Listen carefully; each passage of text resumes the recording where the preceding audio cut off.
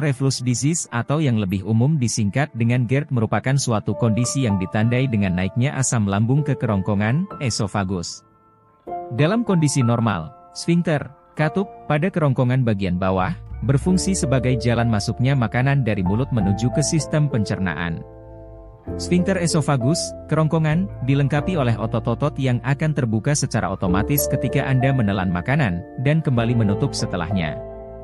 Namun pada kasus GERD, otot sfinkter esofagus ini lemah hingga tidak bisa menutup dengan sempurna. Maka itu, asam lambung bisa naik ke kerongkongan dan menjadi penyebab utama dari penyakit GERD. Ketika asam lambung naik ke kerongkongan, umumnya akan timbul gejala seperti nyeri dan sensasi panas di dada yang disebut heartburn. Kenaikan asam lambung yang terbilang sering bisa menimbulkan iritasi lapisan kerongkongan. Sebenarnya penyebab GERD bukan hanya masalah pada otot sfinkter kerongkongan saja. National Institute of Diabetes and Digestive and Kidney Diseases menyebutkan beberapa hal yang bisa turut menjadi penyebab GERD. 1. Minum obat-obatan.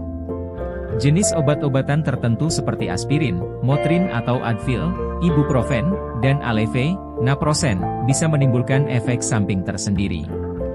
Misalnya, menimbulkan gangguan pada gastrointestinal atau saluran pencernaan, termasuk masalah pada tukak lambung dan iritasi kerongkongan.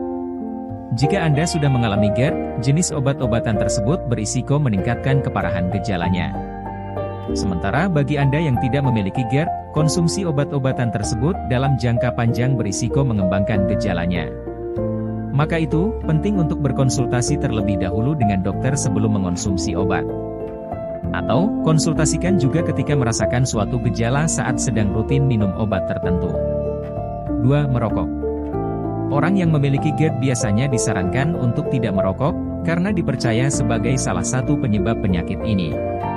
Pasalnya, ketika Anda merokok, kemampuan otot pada sfinkter kerongkongan bagian bawah akan melemah.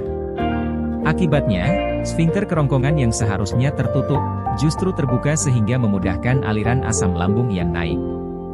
Inilah yang kemudian menyebabkan rasa nyeri pada dada alias heartburn. Selain itu, merokok juga bisa mengurangi jumlah produksi air liur, memperlambat waktu pengosongan perut, serta meningkatkan produksi asam lambung. Kesemua hal tersebut nantinya akan semakin memicu kenaikan asam lambung sebagai penyebab GERD. 3. Hiatal hernia. Hiatal hernia yaitu kondisi yang terjadi ketika perut bagian atas menonjol hingga bersinggungan dengan diafragma. Diafragma yaitu otot yang memisahkan antara perut dengan dada, yang mana kerongkongan sebenarnya masuk ke area dada. Salah satu tugas diafragma yakni mencegah agar asam lambung tidak bisa naik kembali ke kerongkongan. Bila hiatal hernia terjadi, bagian diafragma tidak menutup sempurna sebagai pemisah antara dada dan perut. Kondisi ini tentu berpengaruh pada kemampuan otot sfinkter kerongkongan untuk membuka dan menutup. Akibatnya, asam lambung pun jadi lebih mudah naik ke kerongkongan karena sfinkter terbuka, sehingga menjadi penyebab GERD.